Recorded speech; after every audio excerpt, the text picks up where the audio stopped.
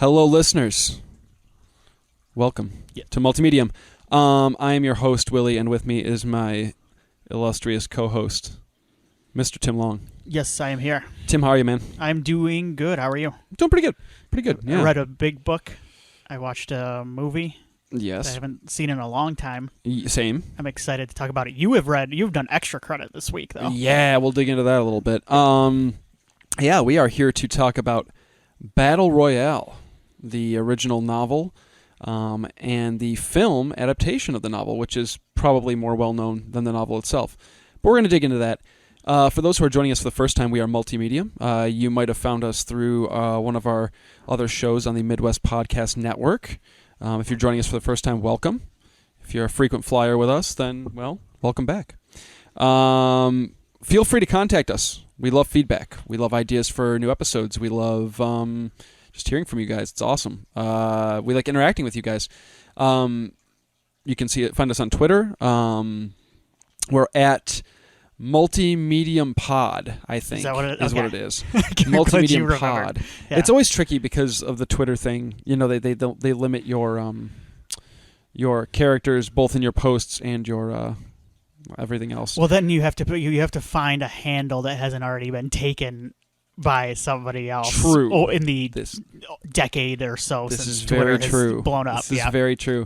Yeah. So it's Multimedium Pod. We're also on Facebook and Instagram, and you can email us multimediumpodcast@gmail.com.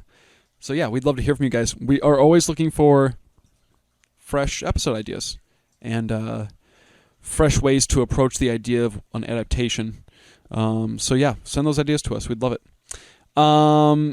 Yeah, I think we just dig right in. As long as you're good. Any other housekeeping we need to cover? I think we're set. No, I think that's it. Yeah. Yeah, please check out all of the other shows on the Midwest Podcast Network. We would love for you guys to listen to Tim and myself. Sorry, the cat just scared the crap Yes, I have two cats, and the very large black cat just leapt up behind Tim, probably just in his peripheral, and he was...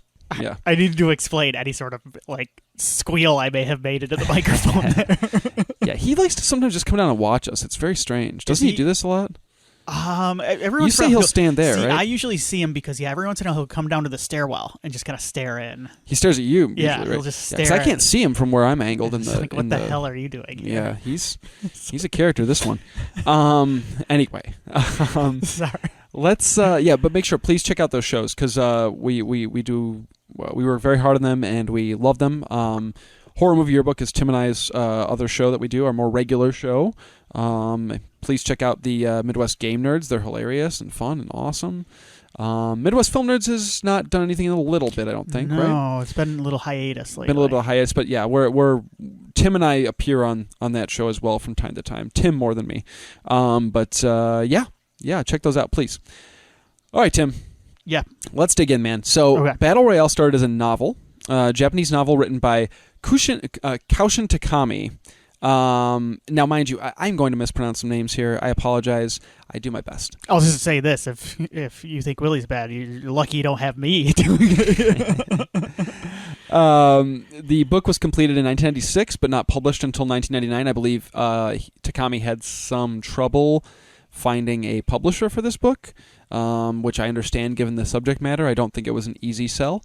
The book was adapted into a film, which we'll be discussing in 2000, as well as a manga series. Manga is very popular, of course, comic book format in Japan, and now worldwide, really. So these were the manga and the film were released in the same year? Yes, the manga began its release in 2000. Now, mind you, the manga is like 150-some chapters long, and we're talking like full comic issues. So it is a run. It is a long comic book run. Are you a manga guy? You're not. I am not a manga guy. I struggle with it. I've read a couple. I've read what's the Battle of Titan? Is that what Attack on Titan? Attack on Titan. Sure. Yeah, they're very popular. Yes, Yeah. I've read a couple, but I've never been a big manga guy. I think I've certainly read Japanese comics before. I've read Akira, which I am a fan of, both the manga and the anime. And then I've read Domu, A Child's Eye, which is one of my favorite horror comics ever. Right. But I'm not a manga guy. I do struggle. It's a typical American thing, I think, for me. I do struggle with the way that you have to read them. It's very different. tricky. Yeah, it took me a while to get. So I should say the extra credit that Tim mentioned earlier is I did read the manga. While we're on the subject, I did read the manga.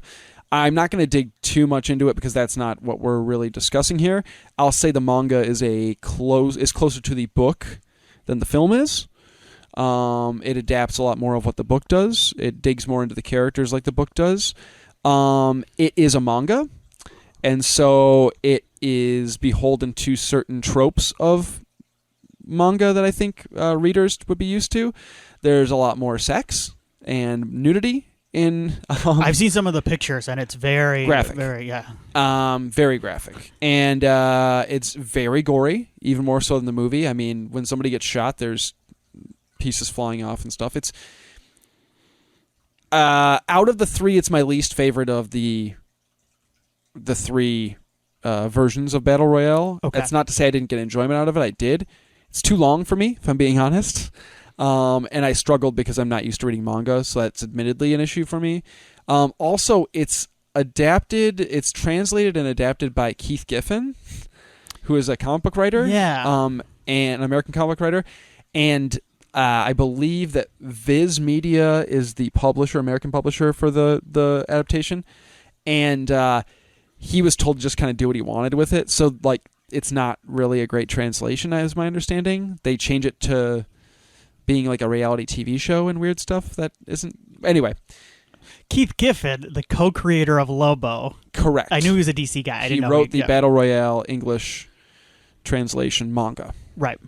Yeah, anyway.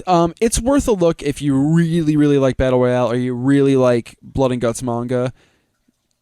Otherwise, I think it's not necessary, if I'm being honest. I think the book does a better job and is a lot less over the top. And there is a sequence, though, I will say, where two of the high school characters start Dragon Ball Z fighting. Okay. Like, they start shooting, fireballs at each other. Mm. And it's never explained how this is happening. It just only happens during the one fight, and you're like, what the fuck is going on? It can't help itself but be manga. Yeah. Sometimes. And it's sometimes, to me, to the detriment of the story.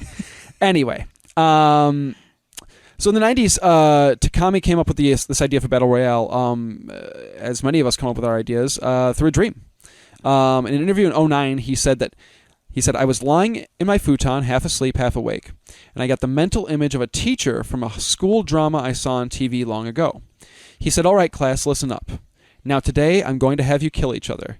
The image of him grinning as he spoke was so vivid I laughed, but was also terrified. And with just that, I knew I had something to write about. Funny, it's a teacher in his dream when it wasn't in the book. Interestingly enough, but it is in the film. It is in the film, but also an authority figure in both cases. Sure, but yeah, yes. Absolutely. But it's, I mean, sometimes you have those vivid dreams, and I think it's cool that's all it took for him to get started. Very, very cool. His other primary influence, he stated, is The Long Walk by Stephen King. It's by Richard Bachman. Richard Bachman, yes. who is Stephen King's other pen name, his pseudonym. The Bachman books. Yes. So I just read that, The Long Walk, this year. I would like to read it. It is brutal. It is a tough read. Yeah. Yeah, and it is very Lord of the Flies-y, very. I love Lord of the Flies. Yeah, so. yes, and very Battle Royale. It's kind of like a horror young adult novel in some ways. So you can see adult. how that's a definite inspiration here. For sure. Cool.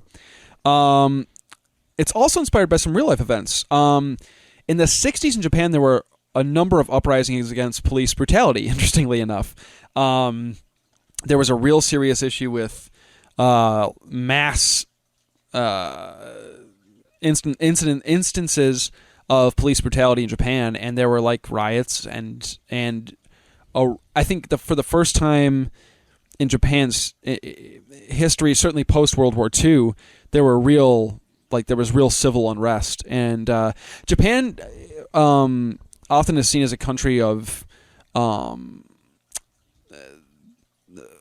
properness and manners, and you know what I'm saying. There's a lot of the honor is still a very important part of Japanese culture, and so you don't see a lot of the civil unrest. I don't think in Japan. It's just not part of their makeup in a lot of ways, which is not a bad thing.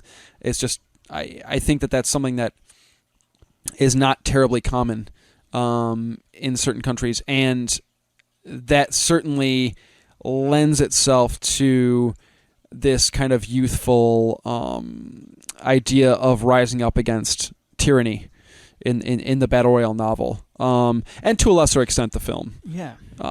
This is, I was just looking at it right now, like the Anpo protests. And yes, that's right.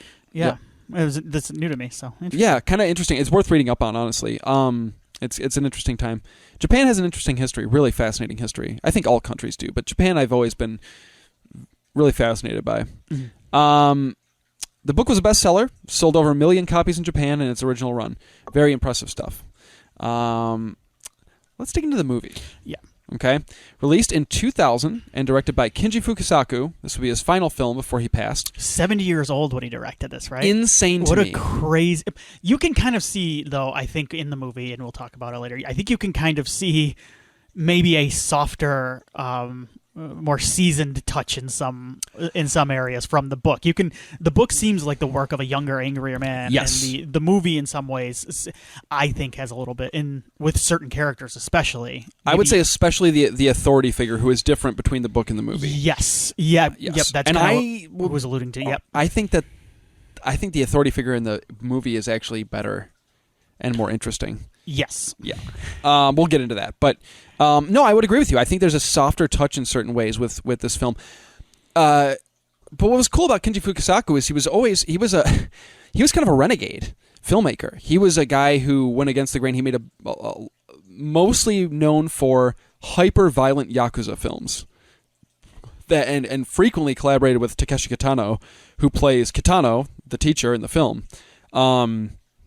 So this was a little bit different for him at the time, and I think that's so cool that he was able to go out with a movie that has become, I think, such a phenomenon, or was for a long time such a phenomenon. I think it's really cool that he was able to go out on such a high note and such an interesting piece of work in his body of work. I've seen some of his other films. They're definitely rough and tumble. They're definitely grimy and low budget. Have you seen Doberman Cop? I have not. Oh boy, yeah, it's not a Doberman. It's like that's like a. He's nickname. like a tough guy. Yeah, yeah. Sorry. I've not. Okay, but I will be now. These are probably all on Tubi. Roughly 6,000 actors auditioned for the film, which was narrowed down to 800 potential cast members. These finalists were subjected to a 6-month period of physical fitness training under the supervision of the director, who eventually cast his 42 student characters out of the 800. What a casting process, though. Holy smokes. Fukasaka stated that he decided to direct the film because the novel reminded him of when he was 15 years old, and he worked in a munitions factory during World War II. His class was made to work in the munitions factory, so they were forced to work at 15. In 1945, the factory was attacked, came under fire, and the children did not escape. They couldn't get out. So they were diving under each other to cover themselves. Not all of them survived, obviously, and the surviving members had to dispose of their classmates' corpses. Sorry. You have to, it's incredible. Yeah. Fukasaka realized that the Japanese government was lying about World War II, and he wound up developing a burning hatred of adults in general that he maintained for a long time afterwards. So he's kind of the perfect guy to direct this movie. He's got an incredible catalog of very violent, visceral films under his belt. He is somebody who can work on a budget and get what he wants on a budget. He's somebody who is not a fan of authority for obvious reasons, who's distrusting of authority at the very least. And he's got that mixture of youthful exuberance. And when you see him, anytime you see him in an interview or see him behind the scenes, he's got more energy than the kids on this thing. Yeah. It's insane. I watched a lot of the behind-the-scenes stuff, and it's like the guy is a maniac. He's incredible. Now, which version of the movie, which version of the DVD Blu-ray do you have? I have both the original theatrical and the director's. I watched the director's cut. It admittedly doesn't do a ton of extra stuff. I don't know if that's what you watched or not. I think so. I have a weird version at the end. Yeah. Some kind of the 3 requiems at the end. Yes, that's the so version you I watched watched. Yes. And it adds some more blood in some of the kill scenes and stuff like that. He CGI'd some more blood in to make it a little bit more intense, I guess. But there's not a lot more than that, if I'm being honest. Okay. I don't think... I prefer the director's cut purely because I think it's what he wanted. That's his vision. So I'm just more curious because the copy I have, I think you gave to me a while back. I think it came from the Bag of Horror, if you recall. Because I didn't actually own a copy of it, but I was curious if there is a good like special edition version of this that you would recommend. There is, and I own it.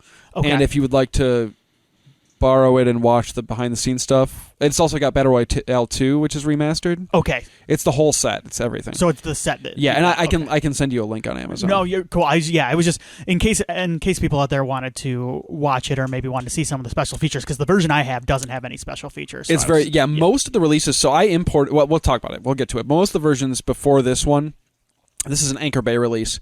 Most of the versions before this one did not have any sort of anything, and if it was on there, it was not in English. Okay.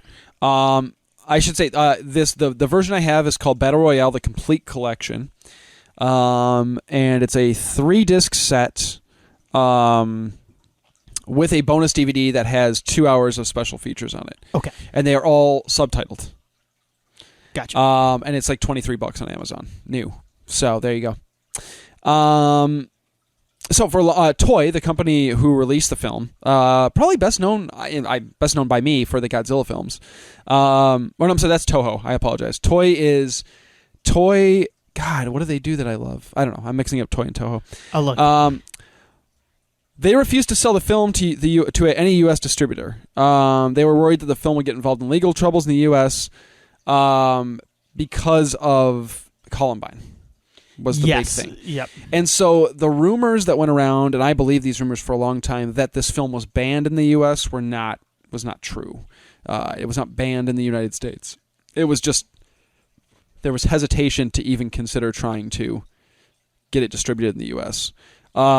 It was not distributed in the U.S. until 2010. It took 10 years for this. I'm going to jump in real quick yes, because I found the Toei produced distributed show, and I think what you're thinking, they did Power Rangers. Thank you. VR Troopers. Thank you. Big Bad Beetleborgs. Thank you. Sorry for the mix-up on Toei and Toho. My two favorite film production companies in Japan, clearly. Tim. Yes. I would like to hear your first exposure to Battle Royale. I would assume it's the film. For sure. Talk to me about the movie, the book, the whole 9 yards. I'm just gonna warn up front. I'm fuzzy on a lot of things on this episode. So it's just I read. You're the book. fuzzy in general. You got a good beard going. Yes, I'm a fuzzy man. But I'm gonna be fuzzy. I remember this movie being. I was in college. So probably mid-2000s when I was in school. Okay. And this is one of those movies where I heard about it on message boards for a while. Because message boards were a thing pre Reddit and social media. I'll come out and say that's where I first heard of this movie. Yep. And people were talking about it. And it would be in the international, a thread called international films, and everybody would talk about it.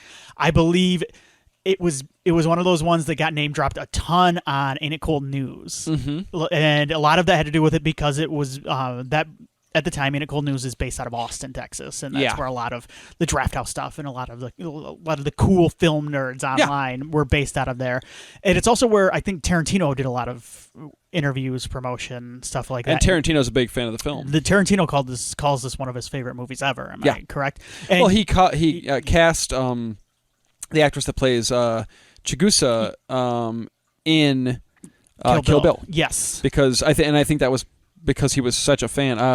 Chiaki Kuriyama,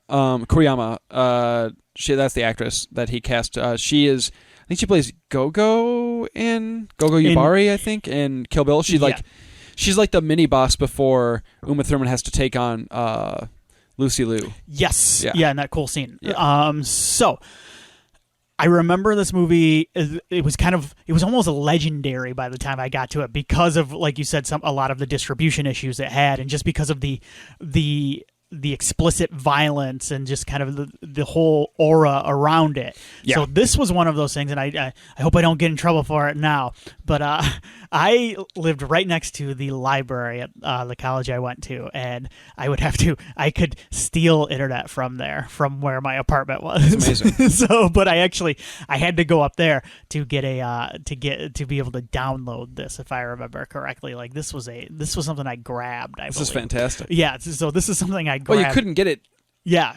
any other way, unless you're. We'll get to my story, but this was like a bootleg, if I recall correctly, in the mid to late 2000s. I finally found it, and I think I tracked down part 2 as well somehow, and I do not remember that because I watched that later on. That may have even been a Thomas Video Rental part 2 when I watched it. Yeah, they had it. Yes. So anyway, that's the thing. I watched it on my crappy laptop in college for the first time, which I maintain is still the perfect way to watch a lot of these 2000s Japanese movies. That's how I watched 28 Days Later for the first time. Yeah. It was on a crappy laptop, like a bootleg copy, because it hadn't hit the States yet. Yes. I was like, I got to see this movie. Yeah. So yeah, I remember I watched it on there, and I really I liked it, but I never fully grasped it. This was kind of in the early days of me discovering a lot of like international cinema, international horror, action stuff like that, like martial arts movie and stuff. This was towards the beginning of me kind of falling into that hole that I would go on to watch more of as I grew up. So yeah, it was a movie that I liked, and I remember thinking like, wow, this is really like audacious and crazy. But I didn't really fully grasp what a lot of it was trying to say until a couple of rewatches, and then even reading the book this time. So I think that's when I started to grasp more of the thematic elements that go along with it. And I remember watching part 2 and being like, "Whoa, this is crazy!" Some of the stuff it's saying. And yeah, watching that actually kind of led me to reevaluate part 1, because when I watched part 1, I kind of just approached it as like this off the wall kind of violent, crazy, almost Yes. exploitation. Yeah. So and I was like, oh, I can see why this is one of Tarantino's favorite movies when I watch this, but It's not handled. The political aspect of it isn't terribly heavy-handed in the film.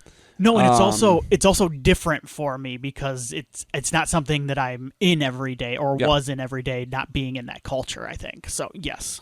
Yeah. What about the book? This is your first time reading the book? First time I read Okay. it was, probably about a month ago now. It was the first time I read it. So, and I read the translation. There's a couple different English translations I think out I read there. one of the newer ones. You have, right here in front of me, you have the Yuji Oniki translation. Yes, which I don't think is in print anymore. I was going to say, I have the incorrect. one that's currently in print, and I think it does a decent job. I don't know though, but I was able to follow it like no issues. So it wasn't like an embarrassing translation. I have the Nathan Collins the Nathan Collins translation, which also gets very good reviews on Amazon. So I think you're fine either way. Yeah. Awesome. My experience was similar to yours in the sense that I discovered the film or the fact the film existed on message boards. I don't recall which one it was. And I was like, man, that sounds interesting. And I did some Googling and stuff. And there wound up being this English language Battle Royale fan site. And I was like, man, is this as rad as like they're making it out to be? And like this site had like a breakdown of like every like student and like what weapon they get and what number they are and like what their background story was and all this stuff. And I'm like so I got kind of obsessed with like the universe of this before I even like watched the movie. I was like, this is sweet. Like, how have I not heard of this? This was probably 2005, 2006 maybe, so a couple years after high school. Yeah, we probably around the same time we would have not too far off. Yeah, and I finally was able. I went on eBay and I found a copy of a Korean DVD that had 1 and 2. In a double 2-set thing. And these could have been just burned for all I know now, but they looked legit. And it was the only copy I could find that had English subtitles. I said, I'm ordering this. I got to do it. So I imported this DVD, and I lent that thing out to everybody. Yeah. Everybody. And the subtitles were not good. The translation was not good. This may have been what I watched, honestly. Because there were some goofy ass There's subtitles. because the version I watched was because I texted you during it. I'm like, these subtitles are bad. Yeah. So yeah. this may have been what I watched this Did time I just around. give you my copy You of Battle Royale? may have given Did me... I give you the one I imported from Korea? That is possible because What is the cover? It's got Is it like the logo of Battle Royale, but it's kind of like everything? It's red. The logo's red, right? Yeah, and it's got Beat Takeshi on the front. Man, you might have the copy. I think you may have given me the copy. Because I had a Blu-ray and I'm like, do you want this? Yeah. Yes. Holy shit. Okay, so it wasn't from the Bag of Horror. So That's amazing. I watched Excellent. the copy this time around. Then you watched. Was there a point when the character with the bulletproof vest gets shot and goes, "Oh, I'm still alive"? Does he say, "My excellent bulletproof vest"? I think so. Yeah, yes. yeah. Okay. Because I think that was around the time when I texted you, like, man, this version, this dub, or I called it a dub, but these subtitles are rough. Yeah. I mean, yeah, luckily yeah. I've seen it before, so it wasn't amazing, a huge dude. issue. Yeah. Amazing. Anyway, well, that was fun. What a journey of discovery that was. But yeah, I watched that thing about 1 billion times, lent it out to everybody I know. Now it's with Tim, now and forever, and unless he gets a better copy. But yeah, I was obsessed with it, and I found out it was a book pretty early on. I think through that same site, I knew it was a book, but at that point there was no English translation of the book. And I remember as soon as they announced that they were releasing an English translation of the book, I think I pre-ordered it at Borders, or like I was like ready. Yeah. I was like a Harry Potter fan at midnight. Like I was like ready to go, and I read it front to back very quickly, and I loved that too. And I thought it added a new dynamic to some of the stuff in the movie. Yeah, man, I'm a Battle Royale fan. I haven't watched the movie or read the book in a long time. I was very excited to dig back into both of them, Yeah, I'm a fan. Cool. I'm a fan. All right, so this is how we're going to do it here. I think we're going to go character by character. Now there are 42 just student characters in this story. We are not going to be discussing all 42. We would be here for a long time. And some of them there's not that much to talk about. What we are going to do is break down our lead characters and some of the key supporting characters in the story. And we're just going to kind of go through, talk a little bit about the similarities and differences between both versions, the book and the movie. If you preferred a version of the character for whatever reason, we'll talk about that. And yeah, let's just do it, man. Yeah. Let's get into it. We have to start out with our boy, our lead hero, our Springsteen fan, Mr. Nanahara Shuya. It's always tricky too because they in Japan, at least in this story, they always throw out the last name as the first name. Right. That's the part. So his first name, if we're looking at it from an English standpoint, is Shuya. That's what I refer to him as, and Shuya. that's how is Shuya. Shuya. So Shuya's kind of our lead hero, if you will. He's got a very similar story and a similar characteristics between both the book and the movie. I think the big difference here is Shuya in the book is raised in an orphanage from a very young age. It is his background. That's his childhood, is being raised in this orphanage alongside his best friend Nobu. And in the film, Shuya doesn't arrive at the orphanage until much later. It seems to me like it was a year or so before the events of this film that he wound up at the orphanage because his dad committed suicide in the film. These kids have a tragic backstory. Very sad. Yes. Yeah. So, and a lot of it revolves around their parents too. Yeah. Yes. But yeah, we kind of follow Shuya throughout the course, mostly Shuya throughout the course of the story and his interactions with our various characters. Certainly throughout the film, Shuya is our guy, right? The book takes a lot more diverging paths and digs more into like a lot of like the really small kind of supporting characters. And but even then, it always gets back to Shuya. He's very much the lead. That's what I have in my notes for him. I only have a few notes on each of the characters, but I'm glad you brought that up because I think I even texted you while I was reading it. Shuya though is like he's my anchor. Yes. So when these things, yes, because I'm not the best at handling works with 40 different characters, Yeah. especially when it comes to a book.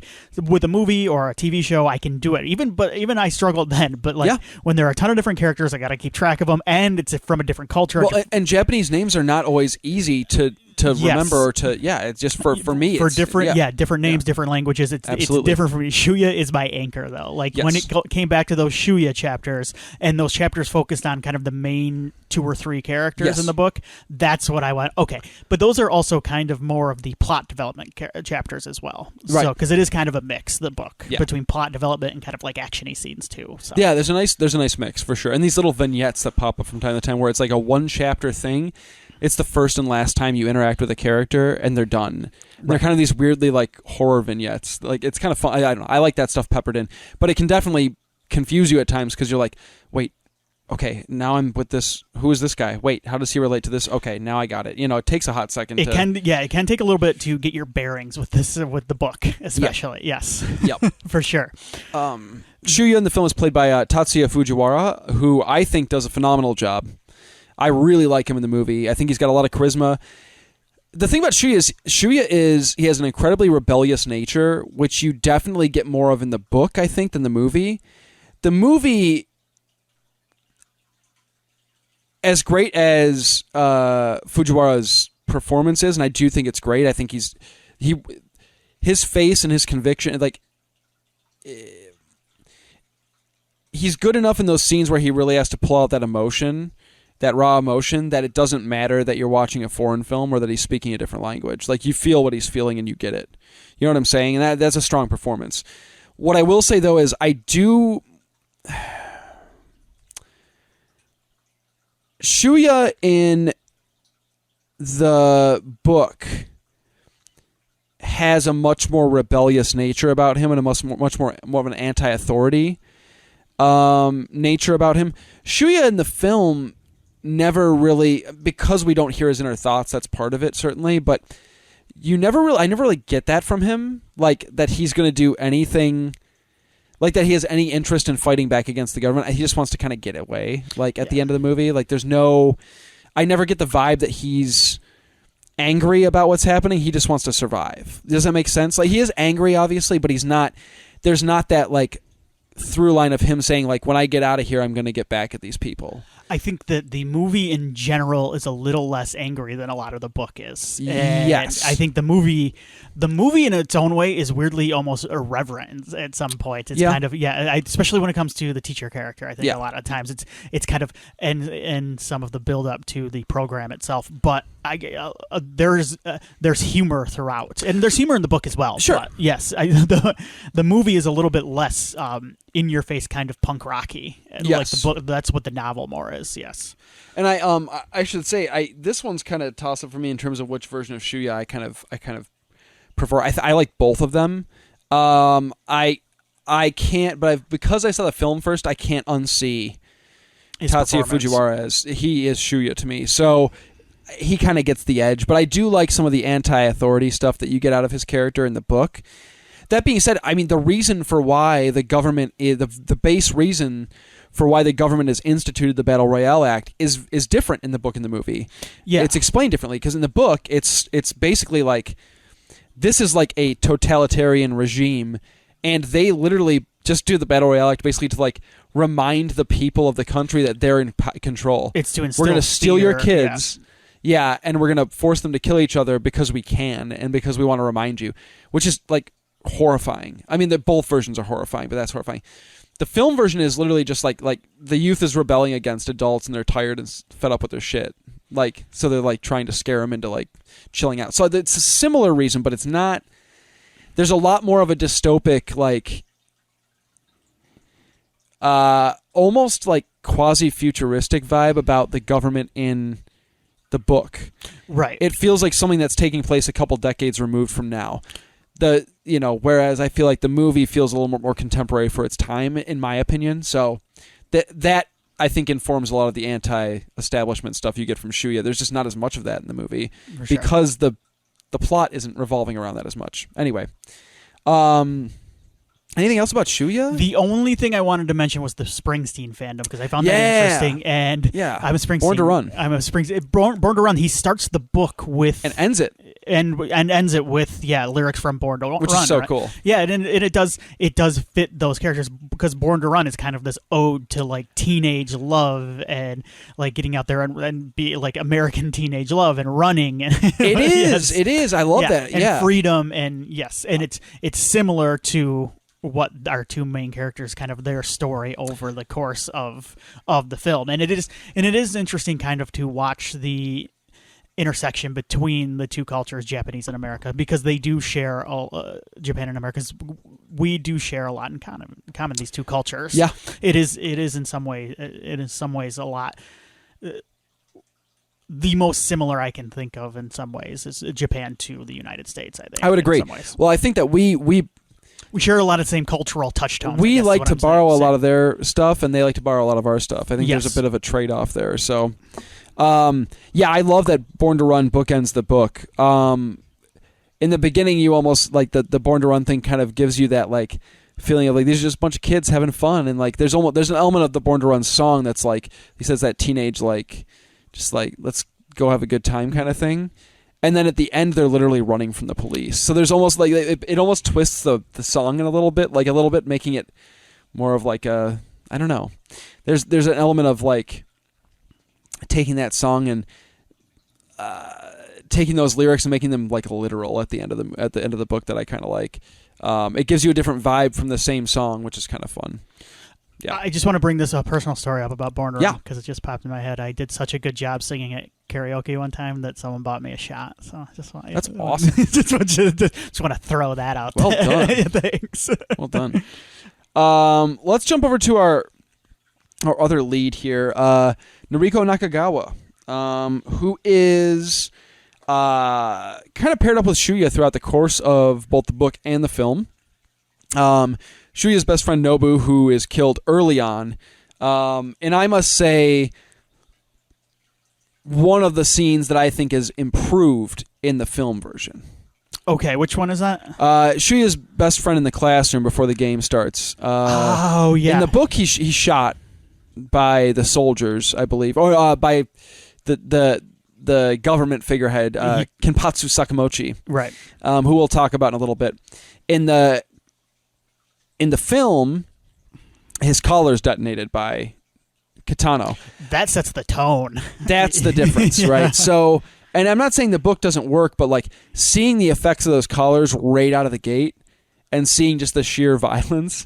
Can I tell you what I liked about it, too? Yeah. Is it's not a cartoony head explosion. No. It, like, bursts out the neck, and it, like... You can hear his windpipe whistling as the air's escaping from it. It's... When I see those collars, the first thing that pops in my head is like, oh, his head's just going to pop like a balloon and stuff. Like but scanners, right. But then when you see it in action in this movie, it just, the blood sprays out from the neck, and you're right, it makes a noise, and you're just like, oh, God, that's even worse. It's gnarly. Yeah, it's gnarly. And the panic of him running around the room and just begging anybody to try and help him, and they're all like pushing him away because they don't want to get killed. Yeah, it's terrifying. So I think that the scene in the movie for me is like, that's the preferred version of that scene. But Nobu, the BFF of Shuya's, who gets killed either way, has a crush on Noriko, and Noriko kind of has a little bit of a crush on Shuya, so there's a little bit of that going on. Luckily, we don't get into any sort of love triangle situation because we never get the chance to. Right. But Shuya, because of Nobu's feelings for Noriko, he decides, and because he's a good guy, he decides like I'm gonna keep her safe. Like that is my number one goal throughout the course of this game. Right. And basically all the events that befall him happen because of his constant attempts to get her to safety and get her out of there. I like Noriko, but I will say she does feel not like a damsel in the movies, but there's a little bit, or in the movie or in book, but there's a little bit, she doesn't have a ton of agency. She's never making decisions. Yeah. She does, I think, some occasionally interject in the book when Kawada, the guy that they wind up also hooking up with, and Shuya get in arguments and butt heads because they have different views about how to handle situations that pop up. There's one situation in particular where a couple of classmates are up on a hill using a megaphone to try and, everybody come, we're going to get together, we're not going to kill each other. And Kawada, having survived a previous game, is like, they're going to get killed, they're dumb. And Shuya's like, no, I'm going to go help them. And they do that a lot in the book. And a couple times in the movie, there's an argument. The two of them just don't agree with. Shuya's very much the idealistic one, and Kawada's realistic, and both to a fault in a lot of ways. And they wind up kind of balancing each other out as the story goes on, which is cool. The thing with Noriko is she is able to occasionally jump in and say you're both stupid, which is cool. She is the voice of the author, the voice of the reader too, in the novel, and then and like you said, she will kind of cut through the bull, which is cool. Yes, sometimes that can, when that is the function of a character, it can sometimes make them feel a little bit bland or not as interesting as the other ones around them. And I would say that's the same for Noriko. Noriko doesn't. Noriko's not even close to the most interesting character or female character in this book. She's. I feel like I've seen this character a lot in this type of movie. Yes, and especially kind of. She's kind of the quiet, reserved, shy. I'm with you. I'm not crazy about her. She's not. She has a weapons change. I should mention Shuya had a weapons change too in the book. He had a what did he have in the book? He had an army knife in the book, right? Shuya had the army knife. I believe so. And she had the boomerang in the novel. She had a boomerang, yes. yeah. And she doesn't really have. She has like binoculars. She has binoculars. And he has a pot lid. Yes, which is so good. So I wanted to ask you this about Noriko though, real quick. Sure. What is the deal with the dream sequence in the movie with her and the teacher? Please explain this. So I want to say this. Noriko, again, for me, I would say overall in the book, I prefer the book version. Okay. And I'll say why. You get a lot more of that interjection and her like speaking her mind and telling them they're both idiots. You don't really get any of that in the movie. She just kind of is along for the ride. And Noriko is the one to fucking kill Kiriyama in the book. Shogo walks up and shoots him. Shoots him in the head afterwards. I think to like spare her any sort of guilt of like killing somebody. Yeah, he's dead as hell. She shoots him in the face. Like, but like so Noriko gets the kill shot, and that guy is hard to kill. Yes. So I think that's very cool. The movie though, here we go, and you just brought it up. Her relationship with Kitano, the teacher, right? I think that does more for the teacher, for the Kitano / authority figure character than it does for her, in terms of making it a more interesting version of that. They're different characters, I guess, but still, you know what I mean? Yes. The same function, the same role. You kind of asked what my take on that was, like what the vibe is. Not even what the vibe is. Whose dream is this? This is the teacher's dream, correct? Or is it that I'm confused by the whole scene, to be honest with you. I always have been. I've had different readings on it in the past. I've had readings where it was Noriko dreamt of it. I've had readings where he dreamt of it. I've had readings where it was like a shared dream thing. Yeah. Maybe like slightly elevated reality or supernatural borderline. I've also thought maybe it's a memory. Maybe like this happened. Because he wants her to win in the movie. So he's got a nasty relationship with his daughter, clearly. He talks to her on the phone a couple times over the course of the film, and she hates him. Mm-hmm. She pretty much tells him that. And so I always get the vibe that like Noriko reminds him of his daughter. And because he's clearly failed as an adult and as a father, I think he sees if he could succeed with her, he'd like redeem himself a little bit. Because he's still a human character. Sakamochi, who is the government stooge in the book, is not a character. Nasty, yeah. He's a cartoon. And we'll talk a little bit more about him. He's a cartoon. At least Kitano is a character, and I prefer him for that reason. I think it's a memory. I think the two of them have spent time together outside of school and stuff. I don't think it's romantic or on either end. I don't. Yeah, think, and I didn't read it like that either. Sure, I've heard readings on that though before. I don't think there's any of that. I think that we don't know a lot about Noriko's life at all before the events of the movie. I think maybe she sees him as a little bit, reminds him of her dad maybe, or a father figure of some sort, and he reminds her she's like a surrogate daughter almost for him, and I think the two of them need each other a little bit with that. That's the vibe I get, is that the two of them just kind of cling to each other because they've got nobody else almost. Right. And she's a misfit. You see that more so certainly in the book. She's kind of like a neutral girl. I think that she even says she's one of the neutral girls or something like that, where she's doesn't really hang with any clique. She's friends with a little bit of everybody. In the movie, she's like picked on and kind of like a bit of an outcast. So that actually lends, I think, itself more even to her relationship with Kitano and kind of finding that weird bond that they have. I don't know. What was your reading on it? Did you think that? I mean, No, as I mentioned, I've always had not issues, but I've never really grasped that it's weird. scene. It's weird. It feels out of place. Honestly, I kind of veer towards the supernatural explanation to it, the for shared whatever dream the thing? shared Yeah. dream, the shared dream explanation. I think it's kind of cool. Just because, and it's also one of the things where I don't have any other explanation for that scene other than like this is something that they share. It's a borderline psychic experience. Yeah.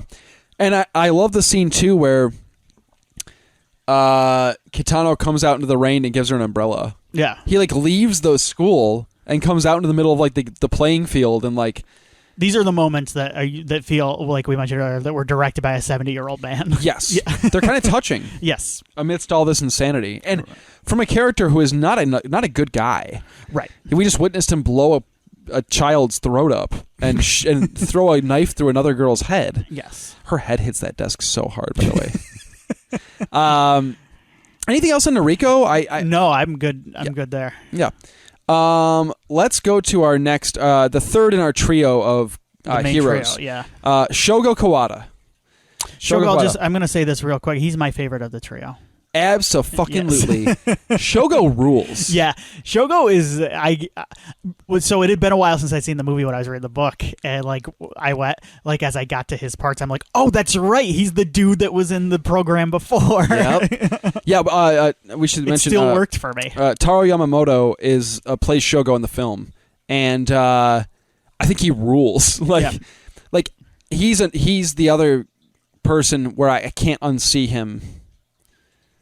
Like, when I read the book, I see that actor in the role because I think he embodies that role so much to me. I love Shogo, man. We should mention up front the big difference with Shogo, and this will affect another character we're going to be talking about, is his relationship with the class. In the book, Shogo is a relatively new addition to the class, doesn't really know a lot of the kids. Right. But is a class. He knows the names, and he's been to school with these kids. In the film, he is a transfer student who's been put in the game basically to spice things up. Yes. Because he's survived a previous game. Of course, we learn that he's maneuvered his way into getting back into this game. We get that inference that he's found a way to get back. What do you into like the game. better? Which one do you like better? This is tough, man. For me, it's the movie. But only because of the actor. No, it's the book, actually. But it's the book with that actor implanted in my brain. Does that make sense? No, I get what you're saying. Book Shogo I prefer because Book Shogo, you really get to dig in. Like, you really feel his... You get a lot of like his anger and his passion to like burn it to the ground. Right. And I love that.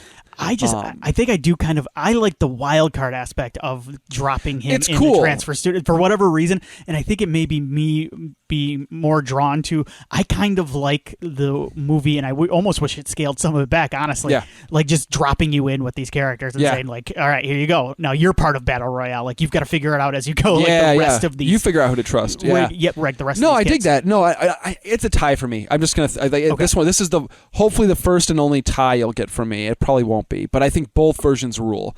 I love how much we can dig into Shogo in the book. I love that we can get into I should mention the other big difference between the book and the film with Shogo is what happened during his previous experience in the games. With Keiko, who is the girl that he was in love with. Yes. In the book, he finds Keiko has already been killed during the game. He never is able to save her. And so he's got this guilt and this just deep-seated hatred of himself, because he hates himself in the book. Literally he doesn't care if he dies. He doesn't care. All he cares about is sticking it to the government, and the only way he knows how to do that is to screw up their game. Yes. By having it not go by the way that they planned. In this case, getting more than one person off the island. That's all he cares about. And he's busted his ass and researched the collars and researched their computer. Shogo's the one that hacks in and steals all the data on the collars and stuff. This guy's done his and I don't think he was an experienced hacker before. He did the work to he hates the government so much that he's willing to learn all this stuff and risk and wind up losing his life for it. So he's dedicated his life to screwing up all their he game. cares. Yes. He just wants to screw up the one game. That's all he cares about. He doesn't even have any plans for afterwards. He doesn't care about what happens after the game is over. Right. He doesn't. They kind of ask him, "What are you going to do?" And he's like, "I don't know." He's kind of accepted his fate. Yeah, he's pretty sure he's going to die. Yes. And as long as he gets them off the island, he doesn't care. Right. So I love that. In the film version, him and Keiko are the last two. He keeps her. They keep each other alive throughout the course of the game, and when the collars start beeping, when the time limit is reached, she shoots him. Yeah. Out of fear, I think. It doesn't seem like it's a malicious thing, but it's she's just I don't want to die, and then he winds up almost reflexively shooting her and killing her.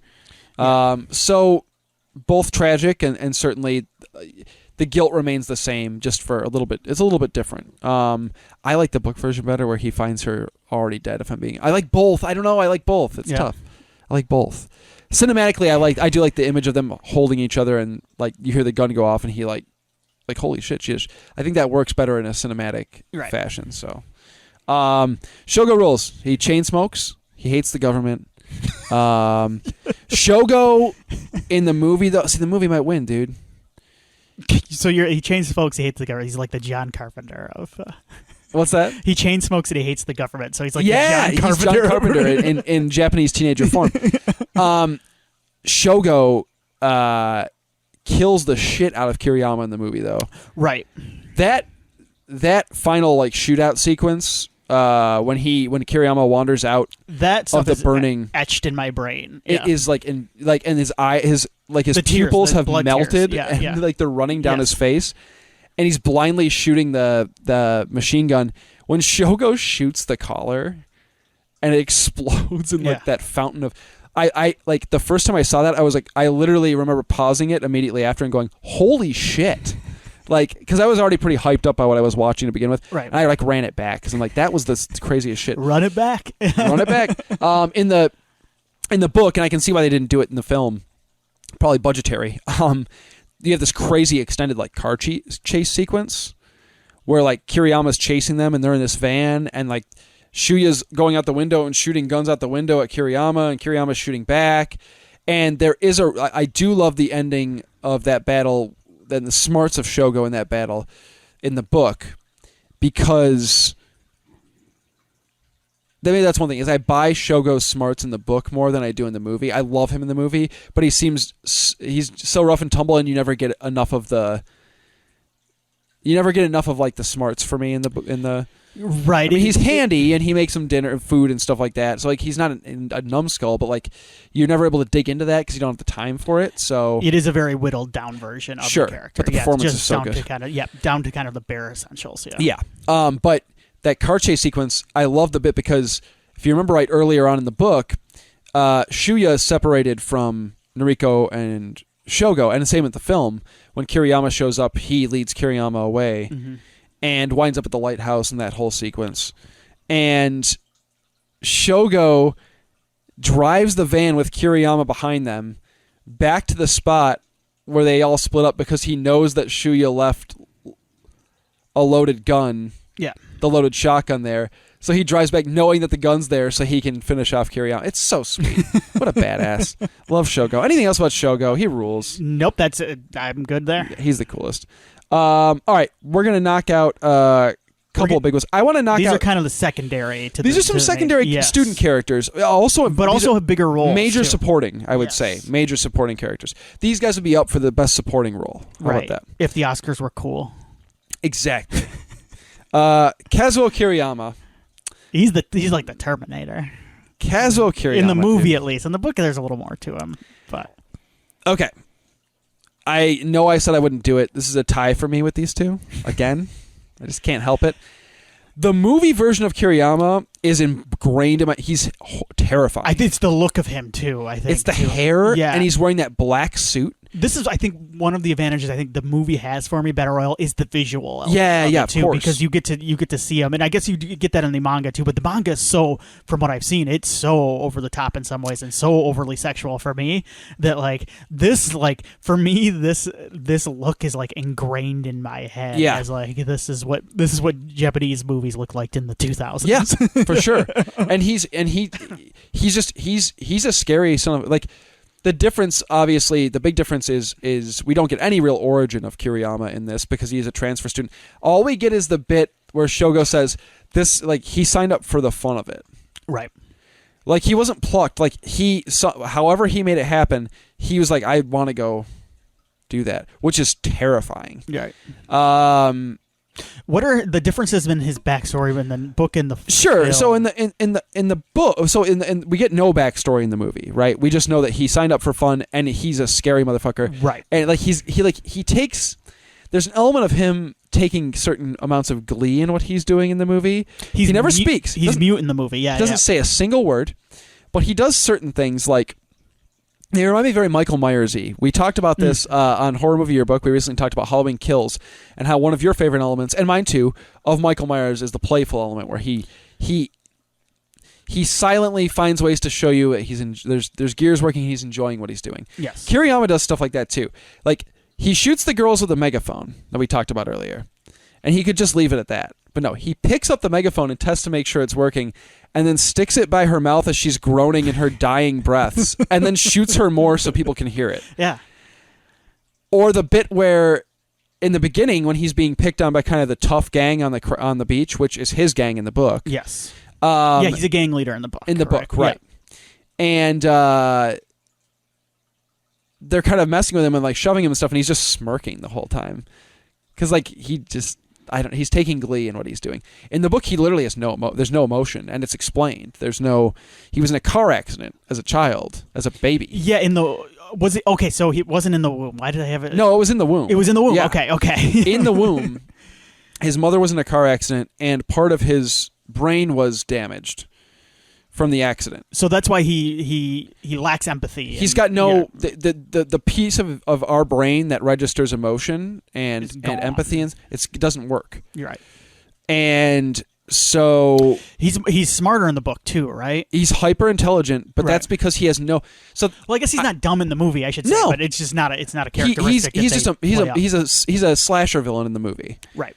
And that's fine. And I think streamlining that for the movie is the only way you make that character work, because I don't think you need any of that other stuff. No, that's all backstory. How do you explain it? Yeah. I don't know how you explain that. Yeah. Making him a transfer student, unless you put in a scene like a few scenes like they do with another character. I guess you could, but yeah, I'm with you. I think it's a smart move for the movie, and I think it makes.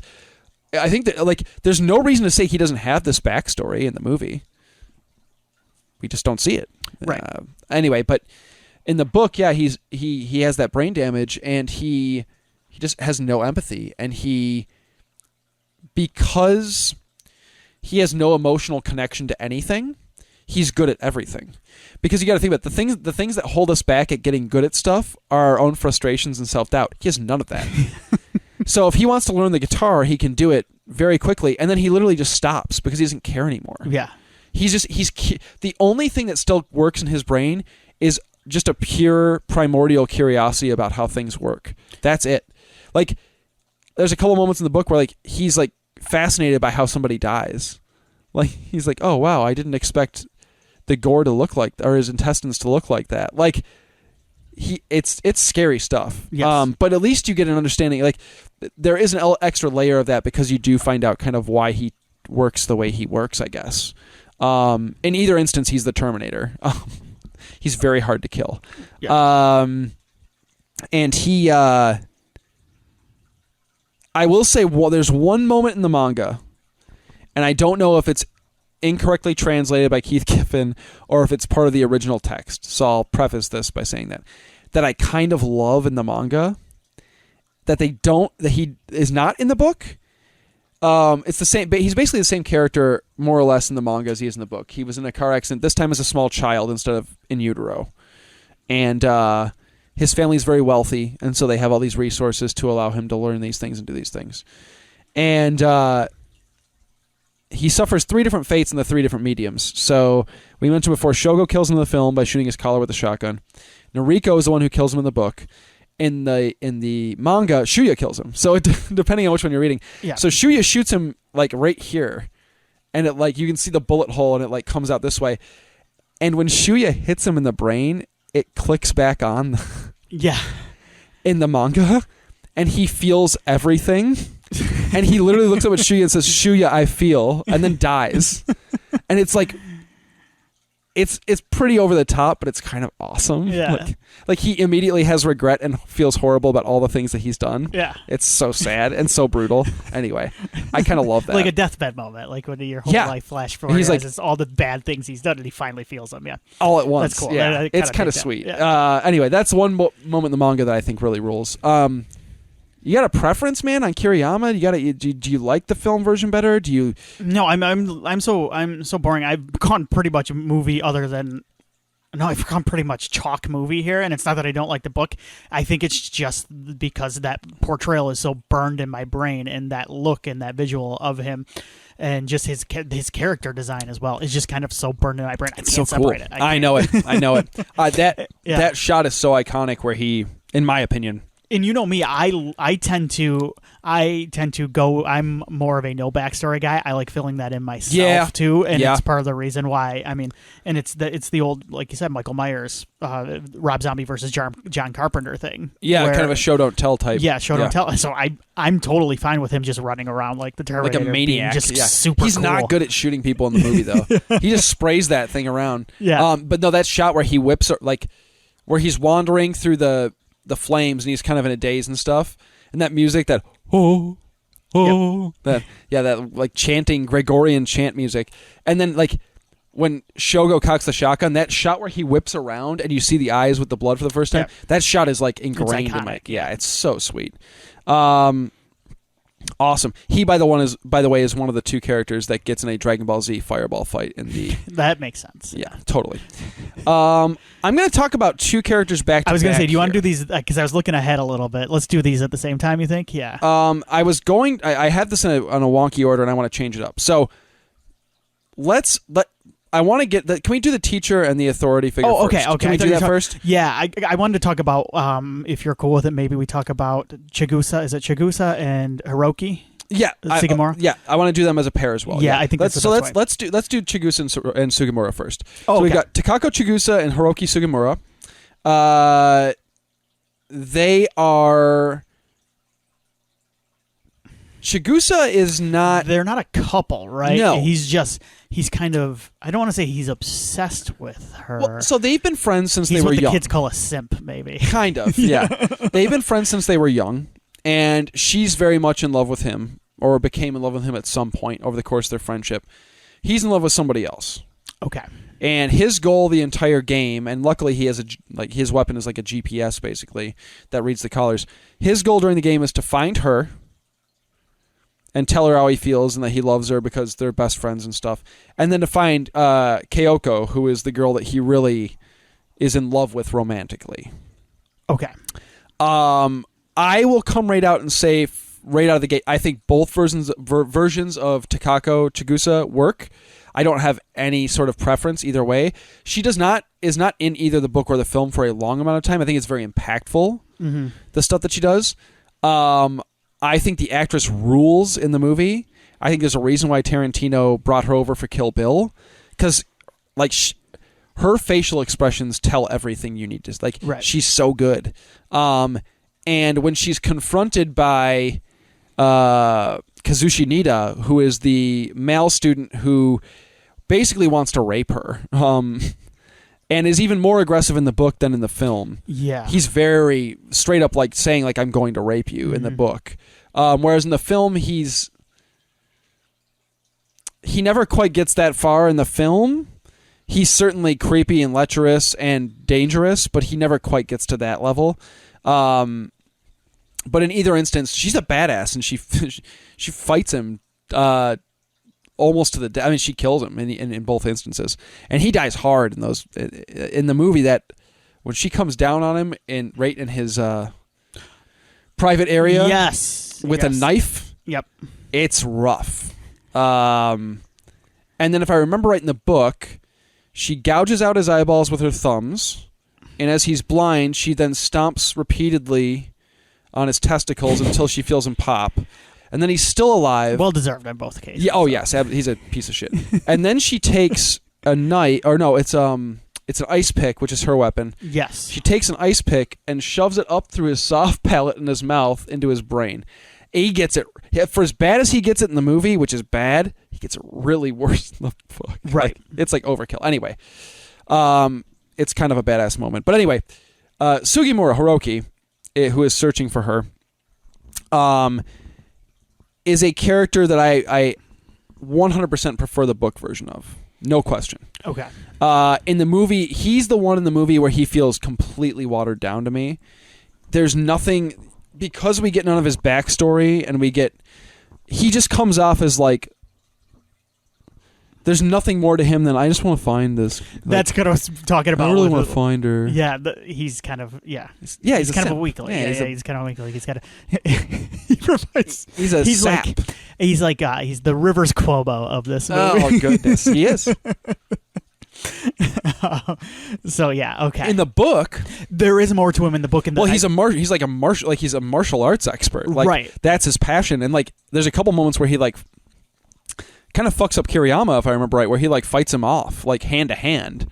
And Mitsuko at one point he fights off hand to hand and stuff. So like, he's a lot more able. Like I buy him as like he just kind of wanders around the movie. And the chapters that revolve around these two in the book are a little bit more romantic, if I recall correctly. You feel more of that. Yeah. The relationship makes more sense to me. I would agree. It doesn't so much. I think the scene between them is good in the book. The major scene in between them, I think it works. But I think I'm with you in the movie, I should say. Yeah. Yeah. And I know a lot of like everybody I've ever watched this with always chuckles at the moment where she goes like, "Can I just tell him one more thing?" And she goes, "You look really cool, Hiroki." Yeah. But like, and it is funny, but like, that's what a teenager would think. Yeah, like, I've always kind of like. She couldn't bring herself to say it, like, so she's like, "You look really cool." Yeah. And he says, "I think you're the coolest girl in the world." And I think it's really sweet. I like that part. Yeah. But I think her death scene is really impactful. Like, for a character you barely spend any time with, you really feel it, I think, when she goes. Mm-hmm. And he does eventually he meets up with like all of our leads at some point and goes like, "I gotta go." Never mind, like, teaming up. We gotta go. And he winds up finding Kyoko, and she winds up shooting him because she doesn't trust him. And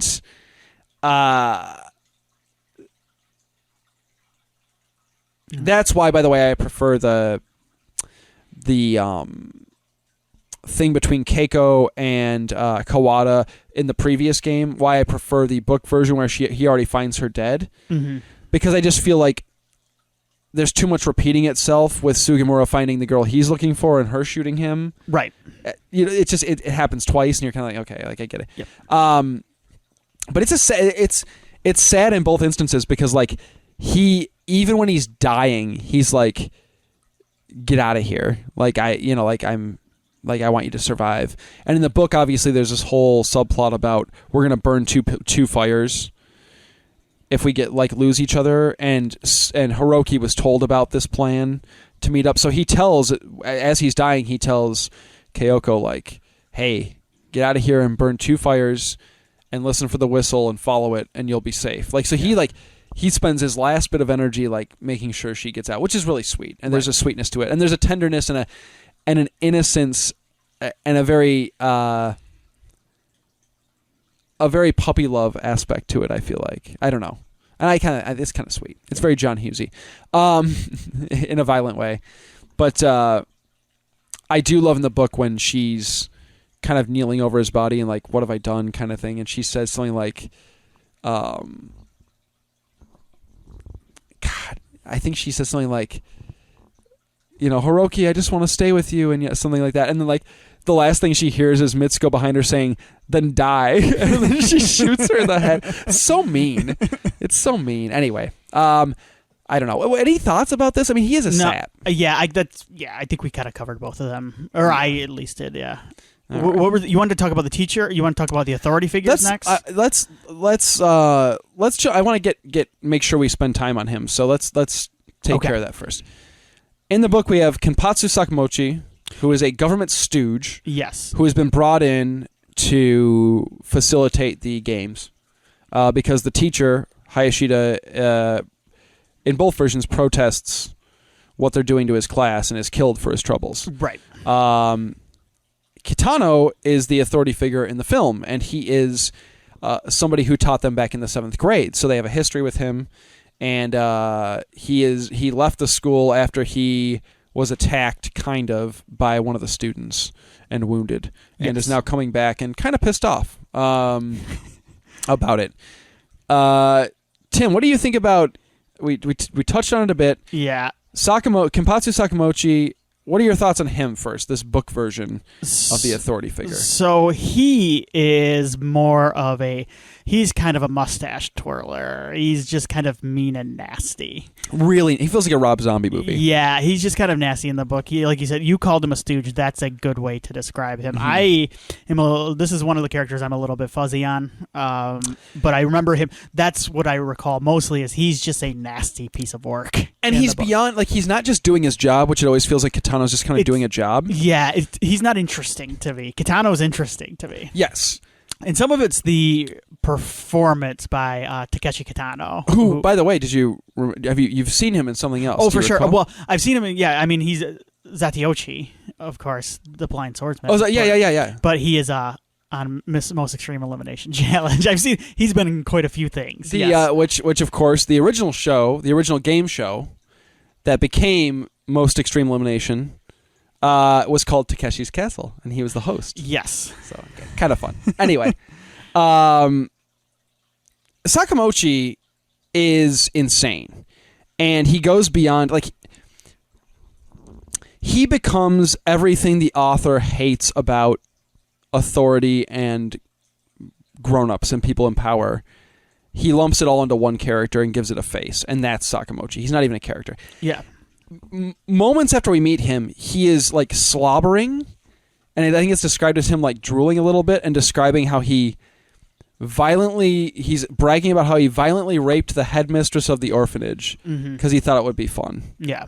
Like, this is cartoon. Rob Zombie. It's Rob Zombie. Yeah, he would approve. With Kitano, just the performance has that, like you said, that there's a sweetness to it. There's a sweetness. There's also kind of a weird, like, an off-kilterness to the whole thing too. Goofiness. So, like, there's moments towards the end where he's just out there like doing like stretches and calisthenics. It's amazing. So he's just doing like PE stuff, like he's a PE teacher. It's incredible. And of course the bit at the end with the squirt gun. He is, yes. There's a dryness to his humor too, and when he does those 6 p.m. announcements and stuff too, I can't remember. Like, I should have wrote that down. But it's basically like, hey, it's like he gives this like dry, like, hey, keep doing your best out there. Keep your heads up. Yeah. Whereas like Sakamochi's like trolling them. He's like, hey, Shuya, your friend is fucking dead. Yes. Yeah. Like, I prefer this version of trolling 100%, much better, because he's doing the same thing. But he's kind of just tired too, I think. Yeah, it's like it's his job. Like he's not that passionate about his job. No. Sakamochi's too passionate about his job. He's that guy at work that you're just annoyed because he keeps like raising his hand when the boss is asking questions. Oh yeah, and he's always like overly involved in all like the company gatherings and stuff. Katano's like me, just showing up, Yeah. just showing up. Is there pizza? Yeah, for sure. Is the coffee good today? Yeah. Nah, I love Kitano. I love Takeshi Kitano in the role. I think he's really, really great in this. I really, really do. He left that teacher life after he got stabbed, though. Don't blame him there either. Yeah. He got out of there. Yeah, he got out. I would too. Well, the getting was good. And I love that his kind of grand finale. Sakamochi gets it good. He gets a pencil, I think, through the eye, I believe, or through the jaw. Kawada gets him, which is nice. I like that moment on the boat where Sakamochi is like basically interrogating Kawada without actually like asking the question, like, how did you like? He knows that Kawada broke into the system. He knows that Kawada has let Noriko and Shuya out of the collars and let them free. And so he knows all this, but he wants him to say it. There's this cool like back and forth that I like, and you never know who has the upper hand at first there. And then, of course, he gets a pencil through the throat, I believe, which is so good. Because it's so sad. Because that guy sucks, and you're so satisfied. Kitano's death is just sad, like, and kind of funny, too, which is kind of Kitano. That's his character. Yeah, sad and funny. The suicide by squirt gun is like, it's every time I've ever watched this, somebody, they're like, what? And I'm like, no, it's really sad. Like he forced them to kill him. Like, he had no intention of, like, that was his whole plan. Like, it's silly, yes.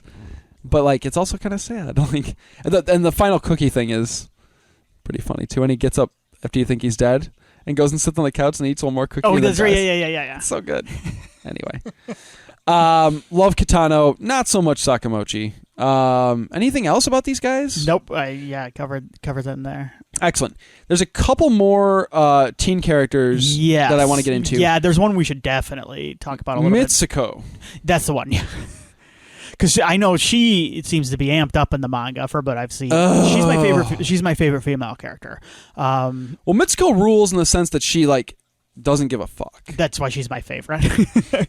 Whereas Kiriyama was made numb and lost all of his empathy by pure accident. In a way by nature, I guess. Not nature, but you know what I mean. Like he had no control over it.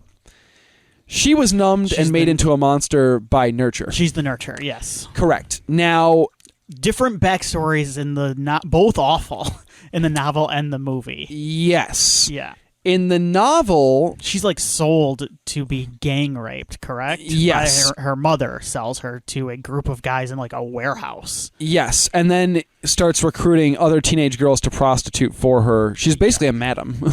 Right. For teenage girls. And she uses sex as a weapon. That's what she does.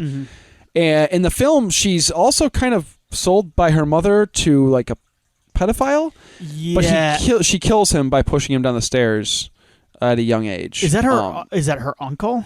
I don't know. Okay, I thought it was some relation to her, but it could be wrong there. But okay. It's an older man who should not be alone with the child. And yeah, I really like Mitsuko. I will say there are probably some elements of Mitsuko that might be considered by some to be a little problematic. Yeah, I should clarify. The reason I like her is because she has a sickle, and I think sickles are sweet. Yeah, it's a little mini one, too. Yeah. No, I get what you're saying. That's why I hesitate, but no, she's the coolest to me. There is an element in all versions of the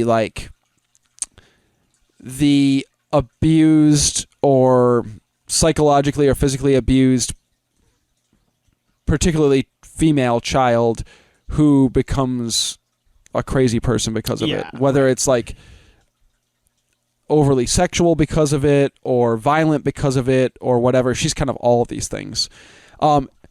She does get the most kills though in the movie, or I think both. Kiriyama gets the most kills. She's right behind. Okay. Yeah, I think she's the female with the most kills, I guess. Then yes. Mm-hmm.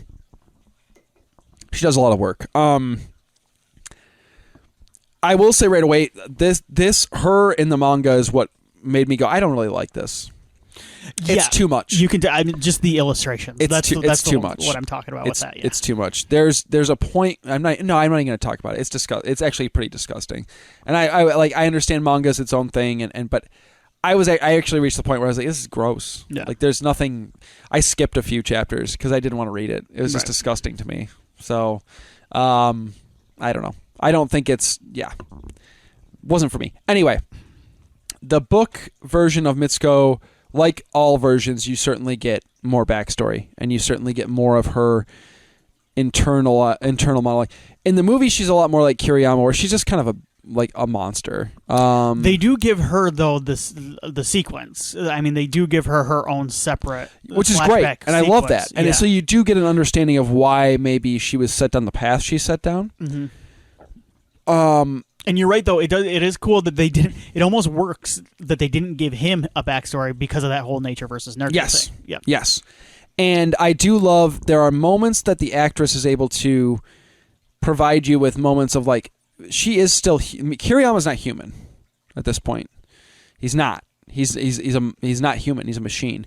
She's still human, and she still feels, and she's still in both versions. And there are two moments in particular that I love in the film, where she's able to show us just a little bit of that humanity that's lying underneath all the violence and sex and growing up too fast and horrible things that have happened to her, or that she's chosen to do, right, in certain situations. Right. The first one I always think of is when just as she's killed by Kiriyama, there's this little bit where she says, like, you hear her voiceover saying, like, I just didn't want to be a loser anymore. That's really sad. Mm-hmm. Like, this was her chance to, like, be good at something and like, excel at something, as twisted as that is. Like, and she wasn't able to pull it off. The other moment is actually in one of those Requiem things at the end of the film, and I think those Requiems are mostly kind of useless. But I love the moment. It's a basketball game. Yep. And their team wins. Shuya is playing, and some other people are playing, and their team wins. And Mitsuko's kind of off in the corner by herself, where you would expect that character to be, kind of lonesome and doing her own thing. And as the team wins and people are cheering and shouting and stuff, she kind of jumps up like all excited, and then she almost realizes like, I'm not allowed to do that, and like leaves. It's really sad. So I love those little subtle bits, right? I think they're great.